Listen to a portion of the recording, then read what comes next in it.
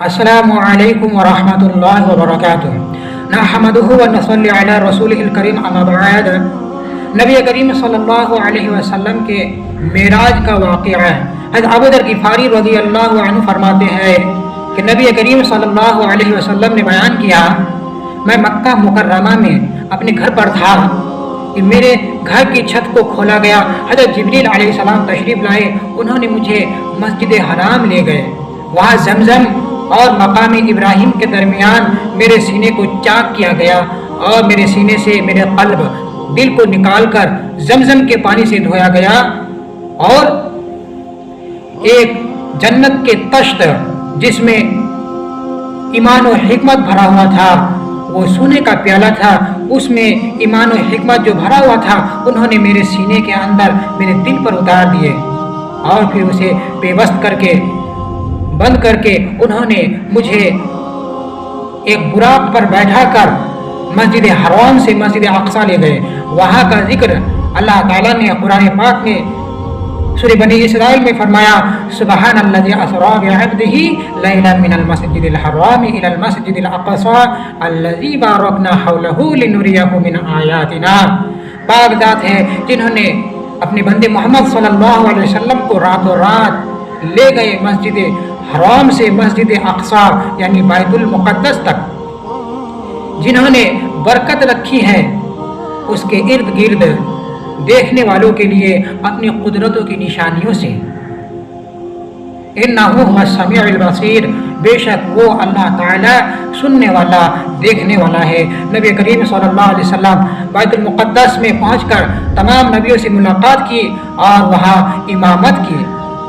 اس کے بعد نبی کریم صلی اللہ علیہ وسلم آسمان پر گئے، اور پہلے آسمان پر پہنچتے ہی وہاں کے داروغہ جن سے حضرت جبریل علیہ السلام نے فرمایا دروازہ کو کھولا جائے، تو فرشتہ نے کہا من ھذا، آپ کون ہیں؟ حضرت جبریل علیہ السلام نے فرمایا ھذا جبریل، میں جبریل ہوں، میرے ساتھ محمد صلی اللہ علیہ وسلم ہے۔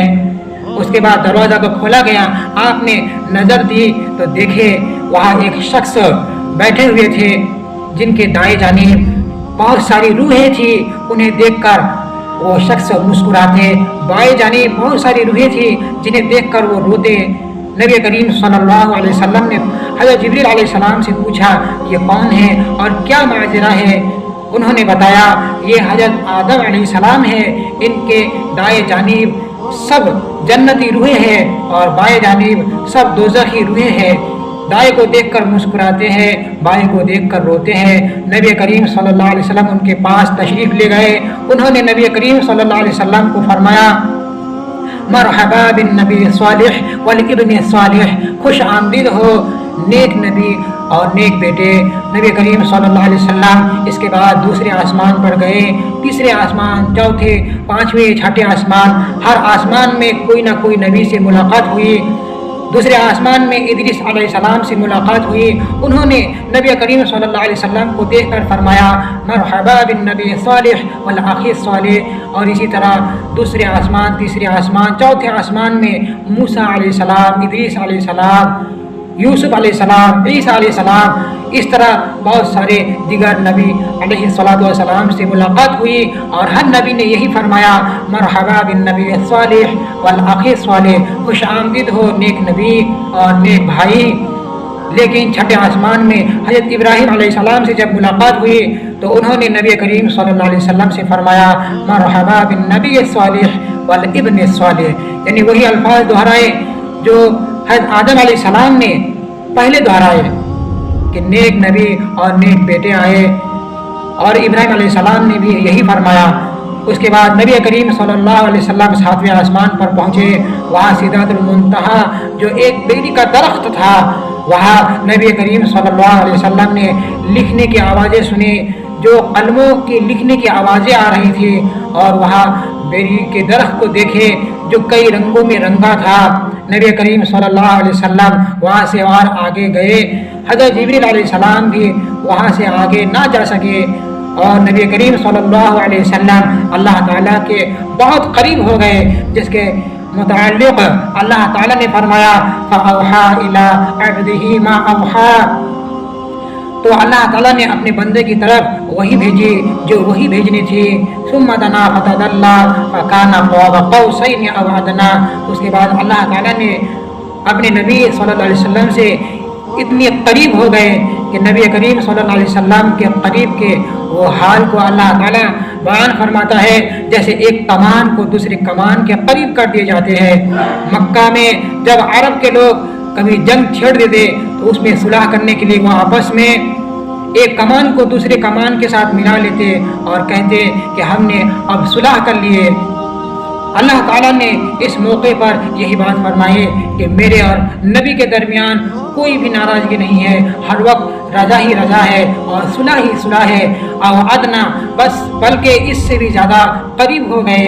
اور اللہ تعالیٰ نے فرمایا آخری میں سورہ نجم کی آیت میں لقد رأى من آیات ربہ الکبریٰ، انہوں نے اللہ تعالیٰ کی بڑی بڑی نشانیاں اور عجائبات دیکھے.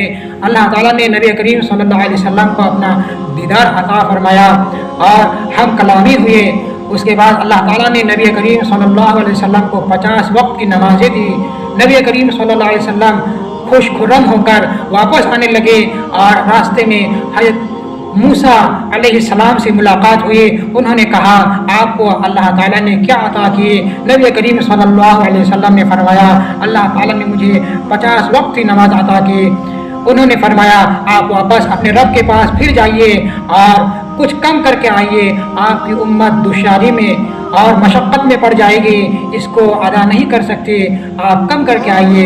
نبی کریم صلی اللہ علیہ وسلم ان کی بار بار باتیں فرمانے کی وجہ سے آپ جاتے اور آتے اور یوں ہی 9 مرتبہ ہر مرتبہ جاتے 5 کر کے کم کر کے آتے اور 9 مرتبہ میں آپ صلی اللہ علیہ وسلم نے 45 نمازیں معاف کر کے آئے اور 5 رہ گئی. اس کے بعد حضور اکرم صلی اللہ علیہ وسلم نے موسیٰ علیہ السلام سے فرمایا استحییت من ربی، میں اپنے رب سے اب حیا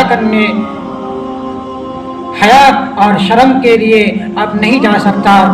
نبی کریم صلی اللہ علیہ وسلم نے فرمایا کہ یہ ہی 5 نماز رہ گئی، اب یہ نہ ہو کہ یہ بھی نہ رہے.